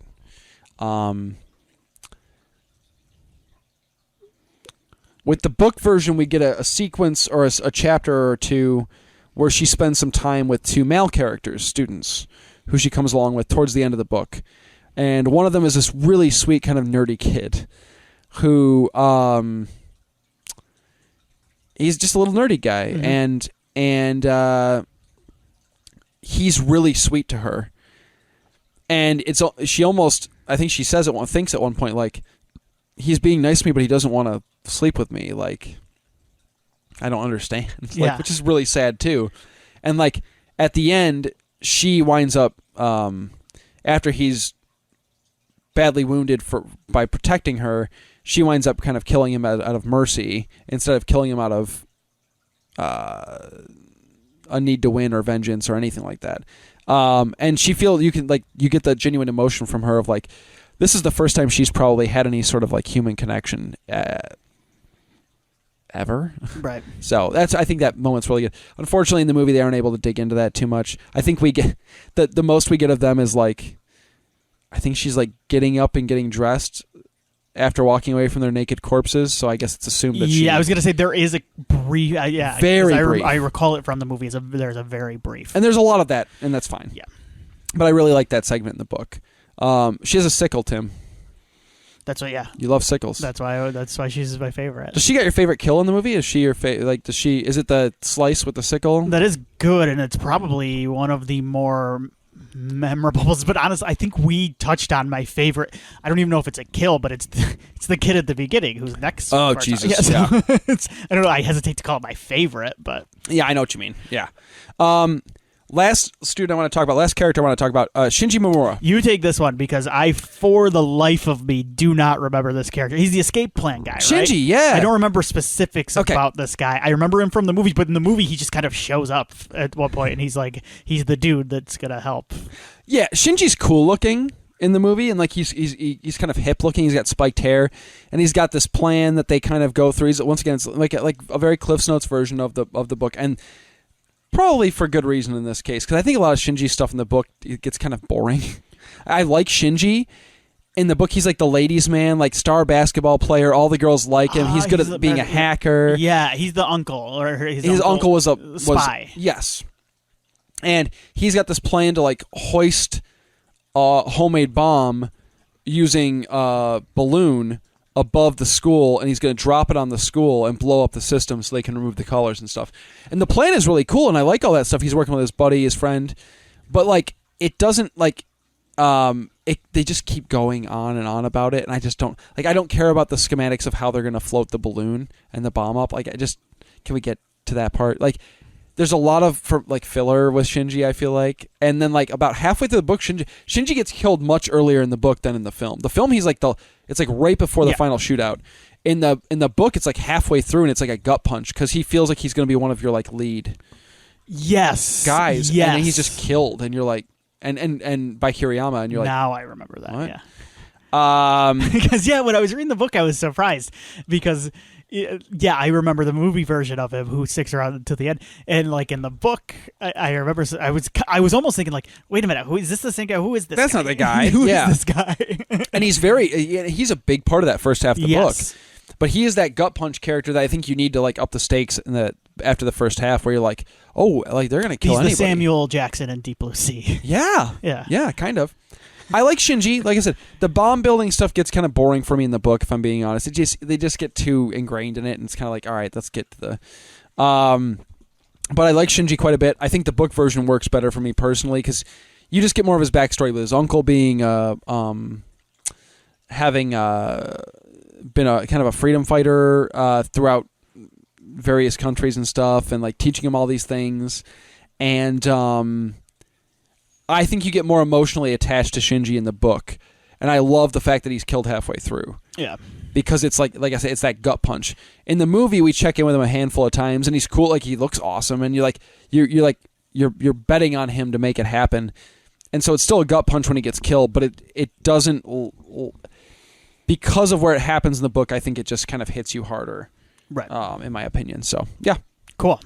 Awesome, man. I think that's the characters, right? That's like everybody in that I think all the big characters. Are there any sequences in either the movie or the book that you, probably more likely the book, which has more stuff in it, are there any sequences that you wish were in the film? I wanted to bring this up. I don't even know if it's I want it in the movie. It's just a funny part of the book that is not in the movie. So it's chapter 70. Okay. And it is, what's the name here? I'm looking here. Oh, Mizuho Inada. Yep. Female student number 1. I should say she is also in the movie. You would blink and miss her. She is one of the 2 girls on the beach. They just pan over to her and her friend stabbed to death, fighting over a life preserver. That one shot in the movie. This chapter is 3 pages long in the book that I'm holding, and this is like it's 500 pages into a 600-page book. So like we're way towards the end, and we're down to like what 5 students? 5 students remaining. Because at the end of this, there are 4 students remaining, and it's because I guarantee you, it's because he lost track of how many many kills he had, and he goes, "Shit, I've got to." Excuse my language. I gotta kill the kid. I've got to kill one more. I've got to kill one more kid. He does. So I can get. Dude, that is exactly why that chapter's in there. And it rocks. It doesn't affect anything else in the in the book. She never interacts with anybody else in the book. You forget that she existed. You just go like, wait, there's 5 left. Yeah. Like what? And then he kills her. He's like, I gotta get in and I get out on this. He kills her in 3 pages, and it's the meanest death. Yes. It almost works though in the way that it is just kind of like this random mean death that just occurs. Yeah. That happens in life. It just kind of happens. It just kind of happens. You're like, oh, I guess that person's dead too. He gets weird with it though. Like he makes her like this weird like religious zealot. Yeah. And like she's like fascinating that Kiriyama is a demon that she's gonna slay, and then he just shoots her without looking at her. So mean. I love it. One sequence that's in the book, and I don't know how you would translate it into a film, but I really wish it was there because it rules. Is There's a sequence where there's a character who's a friend of Kiriyama's in the book who's following him throughout the game, and his plan is he's going to let Kiriyama kill all the other kids, and then when it's just him and Kiriyama, he's going to shoot him in his back or whatever. Yeah. But Kiriyama's like way onto this guy. This guy's a dumbass. But he thinks he's got it figured out, right? Yeah. And Kiriyama goes into an outhouse, and this character's kind of laughing and giggling about the fact that even he has to pee, and he hears him peeing in the outhouse, and it's going on for way too long. And I should mention there's these danger zones in both the film and the book. If you get caught in a danger zone, once it turns into a danger zone on the island, your collar will blow. So it forces the kids to get closer into each other so that they can have a final kind of... Oh my gosh, I need to mention the real Takeshi's painting. I love it. He did that. He painted that, and he was not asked to. Yeah. He painted it, and I love the painting. It's kind of cute. It's got a cool... Yeah. I've always wanted to get a print of that, but I'm like, I can't really put that up anywhere. Right. You know what I mean? It would be a cool thing to have, though. It'd be cool to have, yeah. Yeah, I guess he just painted that, unrequested, and then, Fukasaka was like, this is amazing. We're putting this in the film. Yeah. Sorry, the Forbidden Zone part reminded me. Yeah, yeah. So, back to your this character Sho is following Kiriyama, and he's taking a long time in the outhouse, and he opens the outhouse door, and there's a water bottle that's been hung from a rope, and it's dripping into the outhouse. So he's tricked this character into thinking that he's peeing just long enough for the character to get into a danger zone. And the bit in the book is Kiriyama walking away. It's a cool guys don't look at explosions thing as he hears the collar pop in the background. It's so mean and it's so funny. Yeah, that character's another one that's problematic, but I think the character's gay in the book, and he's written a little bit. There's a little bit of that where it's a little over the top to me, in my opinion. The manga, woo! It's too much. It's another one where I went, this is just too... the manga seems like it takes everything and amps it up to a level. Buddy, yeah, it's too much. Anyway, so yeah, that's the sequence that I'm kind of missing from the book the most, I guess. Would have been cool to see a car chase, too, on the island. That would have been kind of sweet. But I get why it's not there. I'm okay with that. I can live without it. Overall, I think that ultimately this is a perfect example of adapting a book to a film. Okay, are we going to go right in? Let's we're going to go right into what we like better. Yeah. Okay, sorry. Continue then. No. I was just going to say I think this is a perfect example of like this. This is how you do it. You take the best elements of the story. Mm-hmm. You can't adapt 600 pages of text into a 2-hour film. You can't do it. So you take the best elements of the story, you streamline the elements that can be streamlined, and you keep the tone and the spirit and hopefully the characters relatively intact. This is how you do it, in my opinion. And I think oftentimes you wind up even surpassing the source material in certain circumstances. We talked about Jurassic Park. I think there's certainly elements of that film that surpass the book, no question, because you have to kind of root out the best elements of something. So I think this is another great example of adapting a novel, in my opinion. Yeah, I would agree with that. I think I prefer the movie, but that's I always land. I'm like one of those weirdos who lands on the movie a lot of the time. But I think with the book, and I like the book quite a bit, and this is the first time I read it, and I'm glad I read it. I think with the book, especially when it comes to adapting the movie, this is a very tough book to adapt because it's so shaggy. It is a book. I think this is is this the only novel he's ever written? That's it, man. This is it. What a movie. What a book. What a work to have out in the world. I think it's great. The thing is, though, it does kind of, there is a shagginess to it. Mm-hmm.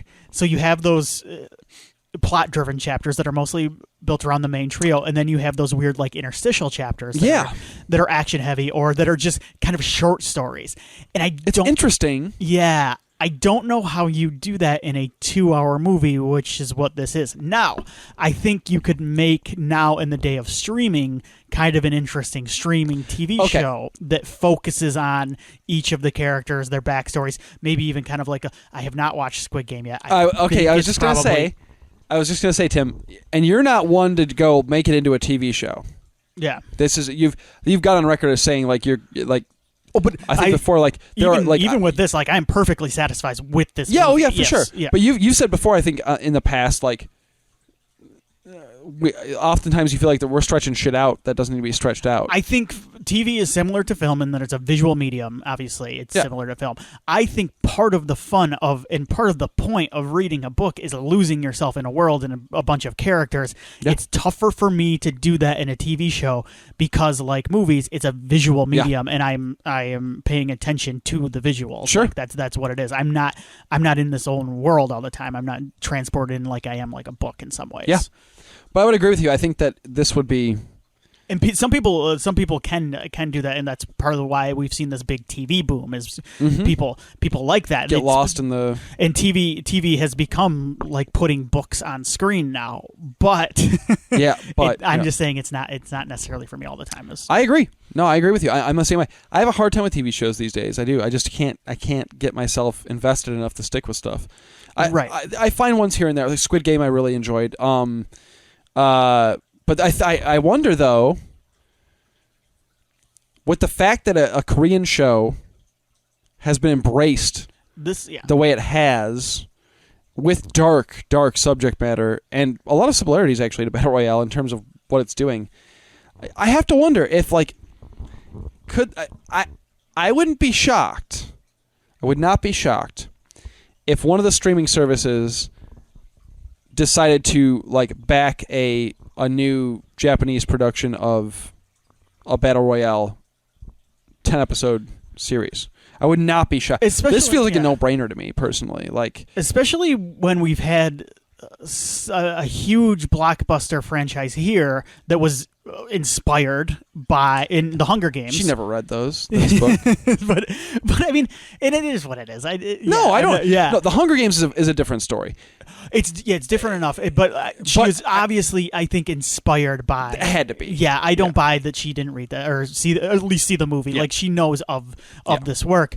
I guess, like you're right. Even then, but I do want to bring it back to full circle with like our first experiences with Battle Royale, because we both had similar experiences where this was like one we had heard about and we had to track it down. It was forbidden fruit. Forbidden fruit now, and I think this is one of the advantages to kind of the world we live in today and streaming services and all those things is the world is a lot smaller when it comes to works of art. You have more access to things that are not in your country, and people are more open, I think, to experiencing stuff from like works from different countries or maybe even different languages, that are stuff that's subtitled stuff. Yeah. And I think there's more of an openness and there's more an availability to that now too. And I think with Squid Game, that's a great example as well. And I think that's why something like this could work, and not even because weren't there for a while. There were remakes. There was like a remake kicked around for this for a while. Am I correct? They were going to do an American remake, and then I think the mixture of hesitation because of school shootings and stuff like that. Yes, and also I think once Hunger Games happened, that was it. That's another never going to happen. Right. If there's a new version of Battle Royale, I hope it's a Japanese production. Right. I don't want an American Battle. I don't think it'll ever happen anyway. But I don't think so either. I don't want that. Mm-hmm. I want the actors to be Japanese. I want the characters to be Japanese. I want it to stick true to culturally and nationally what it was. But I would not be angry at it. If tomorrow they were to announce Netflix has decided that, or Netflix has picked up a 10-episode or 8-episode adaptation of Takami's novel, and we're sticking truer to the novel, and we're going to give you all the stuff you didn't see in the film, the backstory, and you could have like episodes that maybe spend 10 to 15 minutes talking about a character who's not overly important to the overall narrative, but like you could have a whole episode that's like about one of those students, and then it ends with the student getting killed, and that's like you could do a lot with it. I think one of the shows that I'm thinking of now, and I would not be surprised because I know it was Lost was definitely inspired by Lord of the Flies. Oh yeah, and it was, and I'm sure there may be elements of Battle Royale. Battle Royale was inspired by Lord of the Flies. There's no way it wasn't. Yeah, and so that's kind of what I'm thinking of with a TV show, is where you have that main plot that's driving it along, but you can still do those kind of flashbacks. Absolutely, to build that character stuff, much like Lost did. Yep, flashbacks and kind of one-shots, right? Mm-hmm. So why not, let's say you got a 10-episode season of a show. Episode 5 could be the story of the gay student who follows Kiriyama to the outhouse. What's the show we really like? Black Summer is a little bit like that sometimes. It does too. that, yeah. Black Summer does that. And Lost did that, too. Once again, going back to Lost. Remember Nikki and Paolo? Honestly, that episode rules. Maybe one of it's my top 5. I think it's in my top 10. Yeah. It's one of the, because I was gonna say it's my favorite. It's not my favorite, but as far as like standalone like show, like it's one of the great episodes. I love that episode. It's so good. But that, you know what I mean. For those who don't watch Lost, it's a standalone kind of episode. It's fun. It's great. Don't go and just watch that episode because you won't care. But I would definitely be down for kind of an updated Battle Royale in that format. I think. So, is there anything else you want to talk about Battle Royale wise? No, I guess like you said, the nice thing about it too is I think it covers a lot of the same ground thematically, which is good. We talked about a little bit about the softer touch, I think, in some ways that the movie has, and I think that's important when it comes to it because you need to differentiate yourself. You need to have a reason to exist and adapt, and you need to put your own spin on it. And I think the director does. So, yeah, I do think that the certainly the book, and we've discussed this kind of through the characters, like. Thematically, the book is a lot more about that anti-establishment. Like, it's a lot more about government. Big government is bad and scary, and they're evil and whatnot. Like, it's a lot more focused on that. Not like it's not anarchic, but it's like it's definitely anti-establishment and anti-authority. The movie does that too. But I think the movie tends to be more about kids versus grown-ups. Yeah. It's simple, which I guess in some ways is kind of the same thing, but it's simple. Like many things, it kind of simplifies it down to its root, and it's like the freedom and fun of youth versus the coldness. And it's a little bit more sympathetic though to the older generation. It is, but it's also just kind of like it's someone saying like, yeah, it's just old people are kind of sad. Like we're just kind of bummed. Kind of a bummer. You were kind of bummed. Like you kids are so much cooler. They're probably always going to be a bummer. Anyway, so I think both versions are really, really. I really like both versions. And I think if you haven't seen the film, certainly check that out. The book, I think if you enjoy the movie, I think the book is definitely worth reading. I kind of wish I would have flipped how I watched these. I wish I would have watched the movie and then read the book after, I think. Because I think it would have been a cool way to do it because of the way it fills in the blanks a lot of the time. I did book and then movie this time. Okay. Which I was not sure how I was going to do it, but I decided to go that route. Yeah, I think I would have. If I were to do it over again, I would have just done movie book. Yeah. Interesting. Cool. That was fun. Thanks, Tim. Yeah, good. For sure. Thank you guys for joining us. We have been Multimedium. That's what they say the Apple Store, right? I've been Jeff. Isn't that? I've never been in an Apple Store. So they do this thing. I don't know if they still do, but they did for a long time. Yeah. Where like. Your Apple Genius, the person who works at the Apple Store, they call them Apple Geniuses. Okay. They would come to you and they had a name tag and stuff. That says Apple Genius on it? It's yeah, and then like Apple Jeff. Genius time. And like they have the sign off where like when you're done, you get your phone fixed or you buy your new whatever and you're done. They have to like see you out by saying like I've been Jeff. What a weird... What an Apple fucking thing to do. You want to talk about dystopias. Go to an Apple Store. I've been Todd. Thank you for coming. I've been Todd. You are still Todd. Bro, you're still Todd. Is that your real name, dude? What are you outside of the store? Yeah. That always freaked me out. Who are we really, though? It's spooky. Anyway, it's some Isaac Asimov, Philip K. Dick stuff. Good Lord. No, I have never been in an Apple Store. Now I will never go in an Apple Store. It's weird. For fear of losing my humanity. It makes me very uncomfortable. It's all screens and like... It feels like a hospital with a bunch of tablets in it. I don't know. Anyway. Tim... What are we going to do next, man? I don't know. Okay, so what have we done so far here? We've done... Oh boy, we've done Resident Evil. But we've done video game to book. We've done video game. We had. That was Resident Evil. Yeah. We've done video game to book. We've certainly done book to movie, which is probably the most common thing that we will bump into. I almost just started listening to our show on our show. By the way, that was fun. Yeah, we did. We just did video game or movie to video game. Have we done? Oh, we did a comic too. We did comic. Our to first movie. our first episode ever was Turtles, which was comic to movie. Mm-hmm. We then went to Resident Evil, which was video game to book. We did board game to movie with Clue. Oh man, we did do board game to movie. Yep. Yes. We did book to movie with Jurassic Park, movie to video game with the Warriors, and now another book to movie with Battle Royale. So what haven't we done? Well, I had an idea. Okay. And we don't have to do this time. Okay. This is an oddball, a little bit of an oddball one.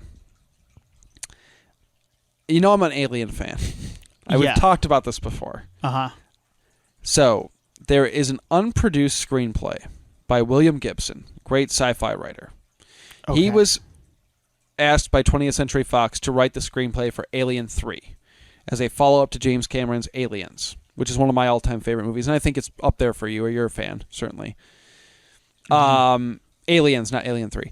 Okay, yeah, I was trying to keep track of you there. Sorry. Yeah. But William Gibson was hired to write the screenplay. He wrote it. Obviously, they did not shoot that screenplay. They wound up having about 9 screenwriters do different drafts of this thing. But recently, William Gibson's Alien 3 script has been adapted into like multiple formats. Okay. So we kind of have our pick of the litter here. Okay. Let me explain this to you. I'm gonna run it down for you. Okay. His original script has now been translated into a comic book by Dark Horse. Okay. A radio drama. Okay. Starring Michael Biehn and Lance Henriksen as Bishop and Hicks. Okay. Oh, by the way, the Battle Royale audiobook is read by Mark Dacascos. That rules. Sorry. Did you listen to this? No, what I was Googling earlier. How sweet do you think it is, though? Because I kind of want to listen to it. You bringing up the radio drama just like popped that back in my brain. You know he kills it. Oh, for sure. Yeah, no question. Sorry. So, radio drama. A radio drama. Okay. With Michael Biehn and Lance Henriksen reprising the roles. Okay. And most recently, it just came out last month, I believe, a straight up novel. Where sci-fi writer, current sci-fi writer, I forgot his name, Pat Cadigan, took the script and wrote a novel around the script. So, like, expanded on things, original stuff. A lot like what Daniel Krauss did with Land the of Living Dead. The Living Dead, yeah. Where he took the bones and created his own stuff on top of it. Okay. I would love to do this. I'm a big Aliens fan. I have a weird relationship with Alien 3, the film. Yeah. My question to you is, what do we do and how do we do it? So that's what I'm... Okay, so I'm going to put this out there. Yes. I don't want to do the novel. That's fair. Because I don't want to read another novel to... So would this be comparing the screenplay to something? Or would it be comparing the finished movie to... That's the trick. Right. That's the trick. So I would be leaning just because that's the thing is is that Dark Horse comic available? I don't know if it's on. Is the radio drama available? Yes. Okay, where's the radio drama available? The radio drama is, I believe, on Stitcher. Let me just check and make sure. Okay. And how long is it? Are we talking here? See. I guess it's just the screenplay, though, right? They're just reading the screenplay, so it's probably only a couple hours. No, they're not. No, they're like there's like sound effects and like music and score. Oh, and right, but it's only a couple hours, right? Yes. Okay, so it's just the screenplay. It's not the Let me see. So the only I'm sorry, it's through Audible. It's Audible. Yes. Okay. So I think you have to have an Audible trial or something to do it. Okay, so it would be. That's okay. So it'd be. I know it's tricky. There's so many different ways to go about it. I would say you have to start with the screenplay. Okay. Don't you think? Yeah. That's the original. Or do we go crazy and just say, here's the Alien 3 movie and here's what we could have... I don't know. That feels a little bit It's not really an adaptation. Well, so. the only thing about comparing a screenplay to that audio drama is it is the screenplay, right? Yes. So it's not like it's tricky, a finished film. I know. It's how do you do it? That's my thing. Then I think what we do, I think what it has to be is, I think you have to do the finished version of Alien 3. Okay. Right? The Fincher film. You have to compare that to what we would have gotten. This is tough. Yeah, this is tough, man. Because maybe then maybe you're right though. Maybe the angle is screenplay to audio drama, because then you can see, or because that's kind of like how I said, we do. or if you want to hold off and we could do a screenplay to the book later on down the road and do something different. Screenplay to novel because he expands on it or whatever. Screenplay to novel. Right. Okay. If you prefer to do that. I think because I know you want to do this, but I think that would be the better route. I'm just hesitant to jump right into another book. That's fair. See, guys, this is teamwork here. This is what we do. I'm okay with doing that maybe next, or okay. Yeah, I want to do something maybe a little bit lighter. That works. Yeah. So, but now I have no suggestions. You know what I was thinking of though is maybe we do. Because I was kind of thinking maybe we do a toy property or like a cartoon property. I have the right idea for that. Okay, perfect. Are you ready? Yeah. Okay. Yeah. We are going to take the original toy line of Masters of the Universe. Okay. And we're going to talk about the canon film Masters of the Universe, starring Dolph Lundgren and Frank Langella. And here's what we got to dig into, though, Tim. We got to do our work still. We might not be reading a book for this, but we're gonna do it right. Here's what I want from you. Here's the homework I need you to do, and the homework I need myself to do. We're gonna look at that original line of He-Man / Masters of the Universe action figures. Okay. And just like I want to look at the back cards of the action figure. This will be perfect if we get this out around Christmas time, too. Yes, I agree.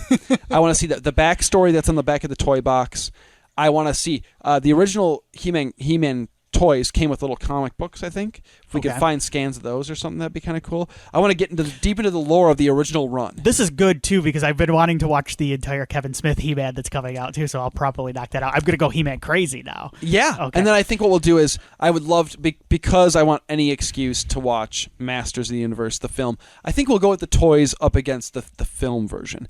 We could do toys to cartoon. I'm good with that, yeah. But I don't want to sit there and watch the whole I just cartoon. meant as like maybe some extra credit. Exactly. Because there's a Marvel comic too, right? We'll do our research and we'll figure this out. Now with the toys, there's a Toys That Made Us based around. There is, which would be fun to watch as well. I think I have watched that. Yes, on Netflix, if you'd like to do the homework ahead of time, you could watch the episode of The Toys That Made Us, which honestly, watch them all because they're great. Yeah. On Masters of the Universe. It's a very fun episode on a very fun show. Yeah. Well worth checking out. Yeah, I like the Toys That Made Us quite a bit. And harass Netflix for season 4 because we need it. Let's do that. I even found the stuff, the toys I never played with. Oh, Hello Kitty? Yeah. That episode was sweet. Did you know Hello Kitty's not a cat? She's a British girl who dresses up as a cat. Really? Yeah. Interesting. True story. Okay, so that's what we're going to do. Okay, so sorry, guys. Yeah. You went through that journey with us, but full transparency. At some point, we're doing some version of Alien 3. It will happen. This is much better than what we did on Horror Movie Yearbook, where I just said, let's do that Sean S. Cunningham space movie that you were talking about earlier. It's not in space, by the way. It's underwater. Tim's like, I don't even know what we're doing. It's got Sean S. Cunningham involved, which is true. This is not good, because I think in the... in the notes for the podcast, I said I always put next time on Horror Movie Yearbook, I put Sean S. Cunningham in space. Sick. Even better. Well, I mean, some people think that the deep, the underwater, is much like outer space. It's probably. I mean, we found more life down in the deep than we did in space so far. Right. So. Yeah, Jimmy Cameron. Yeah, he'll be on it soon enough. Don't worry. Is Jimmy Cameron in this Sean S. Cunningham? I would not be shocked. Sorry, we're. Thank you guys so much for joining us. So next time we will be covering the Masters of the Universe toy line, the original toy line. We'll talk about our experience with the toys, the ones we might have had or not had, the ones we were jealous of our friends for having. We'll talk a little bit about the the backstory that was created for this toy line, because this is back when you would like build a toy line as an original property. It wasn't based on something. You would create the story around the toys, which is so much fun to me. And then we'll be talking about the classic Dolph Lundgren, Frank Langella joint, Masters of the Universe. Yeah. Very excited for this. Tim, thank you for the idea. If you guys have ideas, please email us, multimediumpodcast@gmail.com. You can get a hold of us also on multimediumpod on Twitter. I just did my Chris Jericho impression. Twitter. I just read his book. I knew I'd heard that. Yeah, sorry. I knew I'd heard that. Yeah, he's bleeding through here. We're also on Facebook, Instagram, all that good stuff. Thanks again, guys, for joining us, and we will see you next time.